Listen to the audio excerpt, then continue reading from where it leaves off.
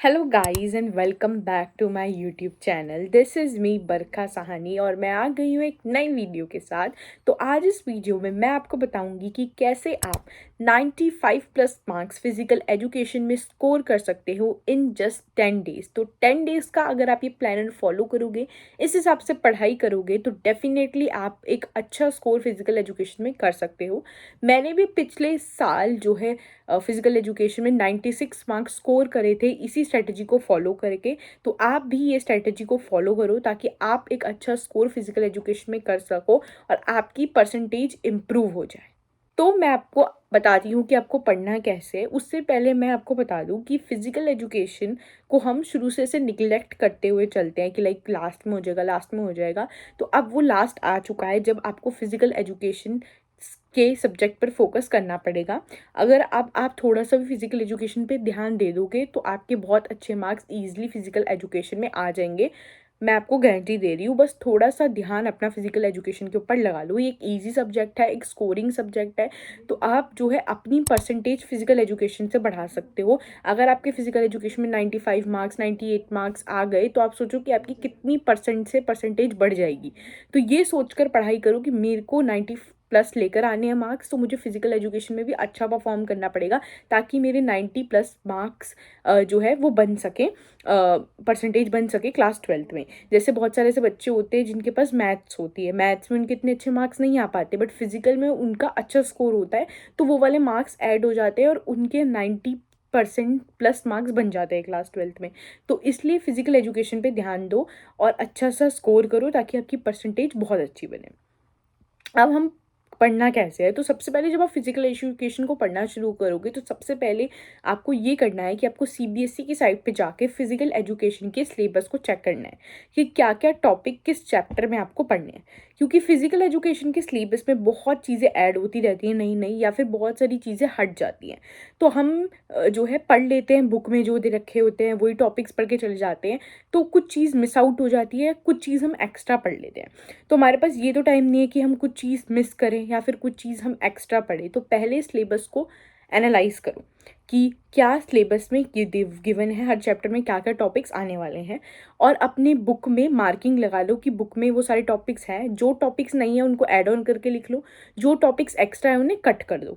तो जब आप सिलेबस देखोगे तो आपको पता लग जाएगा। बाकी अगर आपको सिलेबस देख के खुद नहीं पता लग रहा है तो यूट्यूब पे बहुत सारी वीडियोज़ है जो आपको मिल जाएंगी कि फिजिकल एजुकेशन का सिलेबस क्या है, क्या क्या टॉपिक्स आ रहे हैं। तो पहले आपको सिलेबस के अकॉर्डिंग पढ़ाई करनी है, कुछ आपको एक्स्ट्रा नहीं पढ़ना और कुछ छोड़ के नहीं जाना, सारे टॉपिक्स आपको पढ़ कर जाने हैं। अब आपने सिलेबस फिजिकल एजुकेशन का देख लिया, एनालाइज कर लिया कि क्या क्या सिलेबस है, तो अब हम आते हैं पढ़ाई करने पे। फिजिकल एजुकेशन के अंदर आपकी 10 यूनिट्स हैं एंड 10 यूनिट्स आपको कंप्लीट करनी है, और 10 यूनिट्स 10 डेज में आप बहुत ईजिली कंप्लीट कर सकते हो। अगर आप एक यूनिट एक दिन में कंप्लीट करोगे तो 10 डेज में 10 यूनिट्स आपकी ख़त्म हो जाएगी बहुत ईजिली। और कुछ यूनिट्स तो ऐसी हैं कि आप एक दिन में दो दो यूनिट भी करोगे तब भी आपकी 10 डेज से पहले ही आपका फिजिकल एजुकेशन का सिलेबस खत्म हो जाएगा। बट आप आराम से चलो, आप एक दिन में एक यूनिट करो तो आपका एक दिन में एक यूनिट करोगे तो 10 दिन में आपका सिलेबस खत्म हो जाएगा। पर एक दिन में जो आप यूनिट कर रहे हो ना, एक उसको बहुत अच्छे से करो कि एक बार पढ़ो और अच्छे से आपने पढ़ ली, अच्छे से आपको लर्न हो गई, बस लास्ट में आपको बोर्ड के टाइम उसको एक बार रिवीजन करना पड़े। ठीक है, उस यूनिट्स को बहुत अच्छे से पढ़ो जो यूनिट आप पढ़ रहे हो इस टाइम पे। अब देखो पढ़ना कैसे है, लाइक आपने यूनिट नंबर 1 उठाई फर्स्ट डे पे पढ़ने के लिए, तो सबसे पहले आप जो है एक चैनल फिजिकल एजुकेशन का जाकर ढूंढोगे। अगर आपको पता है तो अच्छी बात है, नहीं पता तो वो है जाकी सुदागर भैया का। वो बहुत अच्छा फिजिकल एजुकेशन पढ़ाते हैं, मतलब लाइक उनका मेनली चैनल फिजिकल एजुकेशन के लिए ही है, तो बहुत अच्छा वो फिजिकल एजुकेशन पढ़ाते हैं, चाहे 11th क्लास हो 12th क्लास हो। तो आप जाके उनसे पढ़ सकते हो। उनके चैनल पे आपको वन शॉट वीडियोज़ मिलेगी हर यूनिट की। तो जो यूनिट आप पढ़ रहे हो वो वाली यूनिट का वन शॉट पहले तो पूरा देखोगे अच्छे से, क्योंकि उसमें वो सारे टॉपिक्स भी बताएंगे आपको क्या क्या है उस चैप्टर के अंदर। उन चैप्टर को टॉपिक्स को एक्सप्लेन भी करेंगे, और आपको जिससे वो पढ़ाएंगे वो आपके लिए एक तरीके से नोट्स हैं। जिस जिस जिस वो पढ़ा रहे हैं, जो जो राइटिंग मटेरियल से वो आपको पढ़ाएंगे वो आपके लिए एक तरीके से नोट्स हो जाएंगे। तो आप उधर से उनके चैनल से जाके पढ़ सकते हो वन शॉट वीडियोज़ के थ्रू। अब आपने एक चैप्टर उनके वीडियो से पढ़ लिया तो आपको नॉलेज हो गई कि इस चैप्टर में क्या क्या है, इस टॉपिक में क्या क्या है, आपको हिंदी में सब कुछ समझ आ जाएगा। फिर आता है आपकी बुक बुक पे। तो आपके पास जो भी फिजिकल एजुकेशन की बुक है उसमें वो वाला चैप्टर आप खोलोगे और उस वाली बुक से आप चैप्टर को एक बार खुद सेल्फ रीड करोगे। अब जैसे मैं शुरू में बोलती थी जब मैंने पहले वीडियो बनाई थी कि आप जो है सरस्वती पब्लिकेशन की बुक ले सकते हो फिजिकल की। मैंने भी पिछले साल यही वाली बुक यूज़ करी है, मेरे स्कूल में भी यही बुक यूज़ होती थी। अगर आपके पास ये बुक है तो ये यूज़ करो, जो बुक अब आपके पास अवेलेबल है उस बुक का यूज़ करो। अब लास्ट टाइम में कोई बुक नहीं खरीदनी, जो बुक आपके पास अवेलेबल है वो बुक आप यूज़ करोगे और सेल्फ रीड उस चैप्टर को करोगे जो चैप्टर आपने वन शॉट से देखा है। तो उस चैप्टर को सेल्फ रीड करो, है ना। एक बार पेंसिल उठाई, एक बार रीड कर लिया क्या क्या है उस चैप्टर में। तो आप जब रीड करोगे, समझ लिया आपने चैप्टर, अब चैप्टर को आपने रीड कर लिया तो आपको सब कुछ समझ आ जाएगा और जो चीज़ याद करने की है उसको लर्न कर लो। ऐसे आपको अपने चैप्टर को पढ़ना है, आपका बहुत अच्छे से हो जाएगा।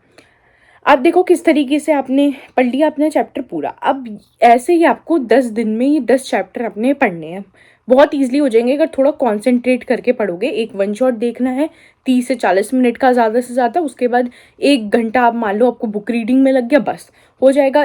2 घंटे मान के चलो एक दिन में आपको फिजिकल के एजुकेशन के एक चैप्टर के लिए मुश्किल से 2 घंटे लगने वाले हैं। ये 2 घंटे आप निकाल लो तो हो जाएगा।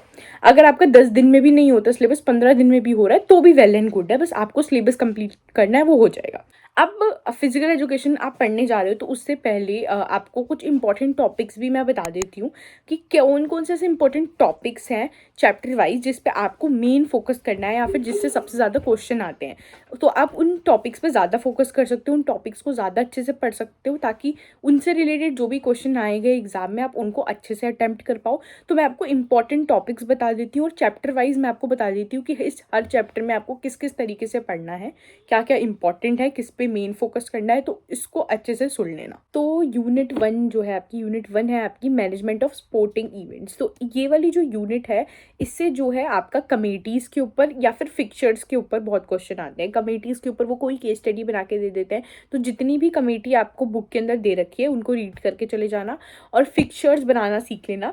किसी मतलब एक सेट में वो फिजिकल एजुकेशन का जो पेपर आएगा किसी एक सेट में वो फिक्चर्स का क्वेश्चन दे देते हैं, तो फिक्चर्स बहुत अच्छे से करके चले जाना, किसी एक सेट में आ सकता है, ठीक है। तो फिक्चर अच्छे से करके जाना और कमेटीज़ वाला टॉपिक यूनिट 1 में करके जाना। देन आता है यूनिट 2। यूनिट 2 है children and women in sports. तो ये वाली जो यूनिट है इसमें आपका मेन जो टॉपिक है वो है फीमेल एथलीट ट्रायड, ठीक है। फीमेल एथलीट ट्रायड पे बहुत क्वेश्चन आते हैं, उसमें ऑस्टियोपोरोसिस, एमेनोरिया, ईटिंग डिसऑर्डर, और ईटिंग डिसऑर्डर में के कितने टाइप के ईटिंग डिसऑर्डर होते हैं, तो ये बहुत क्वेश्चन आता है, बहुत बार रिपीट होता है, सीधा आ जाता है right a short note on female athlete triad या फीमेल एथलीट ट्रायड क्या होता है, इसमें तीनों चीज़ को एक्सप्लेन करो। तो इसको अच्छे से एकदम पढ़कर जाना है, इसके जितनी भी लाइनें आपकी बुक में लिखी हुई है रीड करके जाना ताकि वहाँ पे आप आंसर बनाकर लिख सको। थर्ड आपका यूनिट है योगा। योगा में मैं ऐसे इंपॉर्टेंट नहीं बता सकती क्योंकि उसमें आसन है, सारे आंसर इंपॉर्टेंट होते, कोई सा भी आसन वो आपसे पूछ सकते हैं या फिर वो ऐसे पूछ लेंगे डायरेक्टली कि डायबिटीज़ के 5 आसन बता दो या फिर ओबेसिटी को क्योर करने के आसन बता दो। तो ऐसे इनडायरेक्टली भी पूछ सकते हैं वो या फिर वो डायरेक्टली भी बोल देंगे कि इस वाले आसन को एक्सप्लेन कर दो। तो इसलिए आप आसन के लिए, इस चैप्टर के लिए आप क्या करोगे कि आपको इतने आसन कैसे लर्न करने हैं, क्योंकि बच्चे इस वाले चैप्टर में थोड़ा सा उनको मुश्किल आता है कि बहुत सारे आसन हैं, उसमें उसके इतने सारे बेनिफिट कैसे लर्न करें, आसन का प्रोसीजर कैसे लर्न करें। तो उसका मैं आपको सिंपल सोल्यूशन बताती हूँ। जैसे कि सपोज करो पहला जो आसन योगा में दे रखा है वो आप देखोगे ताड़ासन दे रखा है।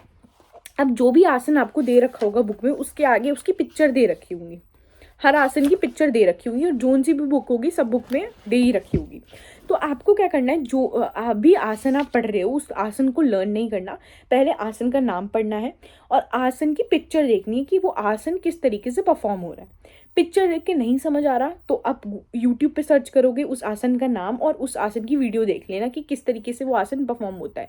जब कोई चीज़ हम देखते हैं ना तो वो हमें याद रहती ही रहती है। तो आसन कैसे परफॉर्म हो रहा है उसकी एक वीडियो देख लो, वरना पिक्चर आपके सामने बनी हुई है उस पिक्चर को एनालाइज कर लो, आपके दिमाग में वो आसन रह जाएगा। प्रोसीजर जो है, आप जब आपने वीडियो देख ली या फिर आसन की पिक्चर देख ली तो उससे प्रोसीजर आप खुद बना के लिख सकते हो, इतना कोई हार्ड नहीं है। जैसे ताड़ आसन है, उसमें आप क्या लिखोगे प्रोसीजर में कि आपको जो है स्टैंड करना पड़ता है एक अटेंशन पोजीशन पे, अपने आर्म्स को ऐसे लिफ्ट करना पड़ता है, फिर उसके बाद अपनी हील्स को रेस करते हो, ऐसे आपकी साइड जाते हो, ऐसे ऐसे करके आप प्रोसीजर बना के लिख दोगे, इतना कोई हार्ड नहीं है। इंग्लिश आपको लिखनी आती है, प्रोसीजर कुछ नहीं लर्न करना। देन बेनिफिट्स आपको अगर लर्न हो रहे हैं वेल एंड गुड, नहीं लर्न हो रहे तो मैं आपको बताती हूँ कि आपको बेनिफिट्स इस तरीके से दिमाग लगा के भी लर्न कर सकते हो। हट तो अब आपको आसन के बेनिफिट कैसे लर्न करने हैं, तो आप आसन के बेनिफिट ऐसे लर्न कर सकते हो, जो कुछ आसन है आपको उसमें कुछ कुछ कॉमन बेनिफिट्स मिलेंगे, जो मतलब हर आसन में ऑलमोस्ट रिपीट ही हो रहे होंगे, कि इससे फ्लेक्सिबिलिटी बढ़ती है, आप हेल्दी रहते हो, मेंटली आप ग्रो करते हो, तो वो आप सब में लिख सकते हो, तो आपको मार्क्स मिल जाएंगे। कॉमन बेनिफिट्स देखो क्या क्या हर आसन में कुछ कुछ बेनिफिट्स रिपीट हो रहे हो, उनको एक जगह लिख लो और वो आप सारे आसन में लिख कर आ सकते हो। दूसरा, आप जो है आसन को जब आप एनालाइज करोगे या उसकी वीडियो देखोगे तो आप देखो कि कहाँ पे मूवमेंट हो रहा है, जहाँ बॉडी का मूवमेंट हो रहा है उस पार्ट को वो आसन बेनिफिट देगा, तो वो बेनिफिट बना के लिख के आ जाओ। जैसा आसन परफॉर्म हो रहा है, जिस भी पार्ट का मूवमेंट हो रहा है उस पार्ट को वो क्या करेगा, फायदा देगा, बेनिफिट देगा, तो आप उससे क्या बना के आ सकते हो, उसका बेनिफिट बना के लिख कर आ सकते हो। तो जिस भी आसन में जोन सा भी बॉडी पार्ट आपका मूव हो रहा है, अगर नेक मूव हो रहा है, अगर वेस्ट मूव हो रही है, अगर आपका हैंड मूव हो रहा है, तो वो उस पार्ट को बेनिफिट देगा, तो आप उससे भी बेनिफिट बनाकर लिख कर आ सकते हो आसन के। बस आसन को एनालाइज करो तो आपके अपने आप ही बेनिफिट बनते जाएंगे बहुत सारे। नेक्स्ट, आपका इसमें कॉन्ट्रडिक्शन भी है। तो कॉन्ट्रडिक्शन अगर आप देखोगे तो मोस्टली सब में रिपीटेड है कि प्रेग्नेंट वुमेन को नहीं करना चाहिए, जिसको हाइपरटेंशन है उन्हें नहीं करना चाहिए। तो ऐसी कुछ कॉमन कॉमन कॉन्ट्रडिक्शन लर्न कर लो और उनको आप लिख के आ सकते हो।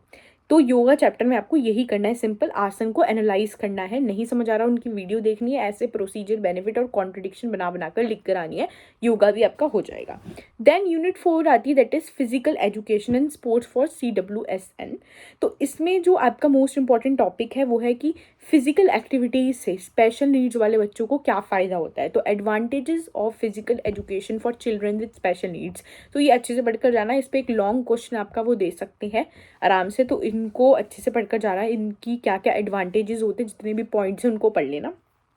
यूनिट 5 में स्पोर्ट्स एंड न्यूट्रिशन में आपका एक तो विटामिन वाला टॉपिक इंपॉर्टेंट है और पिटफॉल्स ऑफ डाइटिंग। तो पिटफॉल्स ऑफ डाइटिंग ऐसा हो सकता है कि आपकी बुक में ना हो, क्योंकि मेरी बुक में नहीं था, अगर हो भी तो अगर है तो अच्छी बात है, वहाँ से पढ़ लेना, पर पिटफॉल्स ऑफ डाइटिंग को पढ़कर जाना और वहाँ पे आपको पेपर में आ सकता है। Pitfalls of dieting important topic है। देन यूनिट 6 में है test and measurement in sports. तो ये जो यूनिट 6 है वो इतनी बड़ी नहीं, छोटी सी यूनिट है आपकी, तो आप इस यूनिट को जो है रीड कर कर चले जाना, जितने भी टेस्ट इसमें दे रखे हैं, ठीक है, back scratch, time, arm curl up, इनकी भी जैसे आपने योगा में इमेज को एनालाइज करा, इसमें भी आप जो है इमेजेस को एनालाइज कर लेना कि किस किस तरीके से परफॉर्म हो रहे हैं सारे टेस्ट, और आप एक बार समझ लोगे कि हर एक टेस्ट किस तरीके से परफॉर्म हो रहा है, तो आप उस टेस्ट को बनाकर लिख कर आ सकते हो। तो इसको चैप्टर को बस ऐसे रीड मार लेना, तो ये चैप्टर आपको हो जाएगा। इस चैप्टर में इतना ज़्यादा कुछ है नहीं, बस एक बार रीड मारने वाला चैप्टर है ये। एंड यूनिट 7 में physiology and injuries in sports. तो इसमें आपका इंपॉर्टेंट टॉपिक है कि physiological effects of exercise on muscular system and cardio respiratory system. तो जब आप एक्सरसाइज करते हो तो आपके मस्कुलर सिस्टम पे या कार्डियो रेस्पिरेटरी सिस्टम पे क्या क्या इफेक्ट पड़ता है, ये 2 टॉपिक हैं, ये बहुत इंपॉर्टेंट है, इसमें बहुत इंपॉर्टेंट पॉइंट्स हैं, तो इनको अच्छे से पढ़कर जाना, बड़ा क्वेश्चन आने के चांसेस होते हैं। यूनिट 8 में बायोमैकेनिक्स एंड स्पोर्ट्स में प्रोजेक्टाइल बहुत इंपॉर्टेंट है यूनिट 8 में, तो प्रोजेक्टाइल को अच्छे से कर जाना। यूनिट 9 है साइकोलॉजी एंड स्पोर्ट्स। तो साइकोलॉजी एंड स्पोर्ट्स में साइकोलॉजिकल एट्रीब्यूट्स कर जाना। साइकोलॉजिकल एट्रीब्यूट्स में आपका आता है self esteem, mental imagery, self talk, goal setting. तो इस पे आपका बड़ा क्वेश्चन आ जाएगा कि आप कोई साइकोलॉजिकल एट्रीब्यूट्स बता दो, साइकोलॉजिकल एट्रीब्यूट्स क्या होते हैं, तो उसमें आपको ये एक्सप्लेन करके आने पड़ेंगे। देन यूनिट 10 में आपको ट्रेनिंग एंड स्पोर्ट्स के अंदर किस किस तरीके से ट्रेनिंग होती है, वो वाले जो मेथड्स हैं आपके, continuous training method, interval training method, fartlek training method, ये तीनों ट्रेनिंग मेथड अच्छे से कर जाना। किसी एक ट्रेनिंग मेथड पे क्वेश्चन आ सकता है आपका, तो ये तीनों ट्रेनिंग मेथड को अच्छे से पढ़कर जाना, सारे मेथड को, इन तीनों मेथड को। तो ये कुछ इंपॉर्टेंट टॉपिक्स है जिस पे आपको अच्छे से ध्यान देना है। तो मैंने आपको बताया कि सकी सुधाकर भैया के वन शॉट देखो, एक चैप्टर को खुद से रीड करो, जो भी जिस दिन आप कौन सा चैप्टर पढ़ रहे हो, तो आपका हो जाएगा। बाकी जब ऐसे आप जितने भी 10-15 डेज आपको लग रहे हैं ये सिलेबस को कंप्लीट करने में, आप कंप्लीट करो, इंपॉर्टेंट टॉपिक्स पे ज़्यादा ध्यान दो। उसके बाद जब आपका सिलेबस कंप्लीट हो जाएगा तो आपका जब एग्ज़ाम है उससे पहले आप कुछ दिन पहले क्या करोगे, फिजिकल एजुकेशन के कुछ कुछ प्रीवियस ईयर पेपर्स को एनालाइज करोगे, कुछ कुछ प्रीवियस ईयर पेपर्स को सॉल्व करोगे। आप जो है CBSE गाइड ऐप में जाओगे, है ना, तो वहाँ पे आप ऐप ये डाउनलोड करोगे तो आपको जो है प्रीवियस ईयर पेपर्स मिल जाएंगे वहाँ से आप देखना कि किस टाइप के क्वेश्चन फिजिकल एजुकेशन में आए हैं, उनको सॉल्व करने की कोशिश करना, देखना आंसर आपसे बन रहे हैं कि नहीं बन रहे, है ना। और जो जो क्वेश्चंस आए हुए हैं उनको एक बार पढ़ लेना, रीड कर लेना, किस तरीके से आंसर लिखा जाता है, ठीक है। एक बार गूगल पे थोड़े बहुत आंसर पढ़कर जाना, ताकि वहाँ पे आंसर फ्रेम कर कर आप लिख सको, तो फिजिकल एजुकेशन हो जाएगा। इतना कर कर जाओगे फिजिकल एजुकेशन में तो आसानी से आप बहुत अच्छा स्कोर कर सकते हो, ये मैं आपको बता रही हूँ खुद से। बस थोड़ा सा फोकस रह के आप फिजिकल एजुकेशन पे ध्यान दे लो, इस पर जितना अब निगलेक्ट करना था कर लिया, अब थोड़ा 10-15 डेज इस पर थोड़ा ध्यान दे के पढ़ाई करो, तो फिजिकल एजुकेशन आपकी बहुत अच्छे से हो जाएगी। बाकी मैंने देखा था जक्की सुधाकर भैया का भी मैं चैनल चेकआउट कर रही थी, तो वो प्रीवियस ईयर क्वेश्चंस को भी करवा रहे हैं चैप्टर वाइज, तो वो भी आप वीडियोस देख सकते हो। अगर आपको खुद से प्रीवियस ईयर पेपर को एनालाइज नहीं करना तो उनकी वीडियोस ही देख लो, जाकर सामने लगा लो और सुन लो उन वीडियोस को, वो बहुत बेनिफिट आपको करेगी। तो वो वाली सीरीज़ भी, उनकी प्रीवियस ईयर क्वेश्चन वाली सीरीज़ भी आप देख सकते हो, ठीक है। तो आज की इस वीडियो में बस इतना ही। अगर आपको ये वीडियो पसंद आई है तो प्लीज़ इस वीडियो को लाइक कर देना, मेरे चैनल को सब्सक्राइब कर देना। Thank you so much.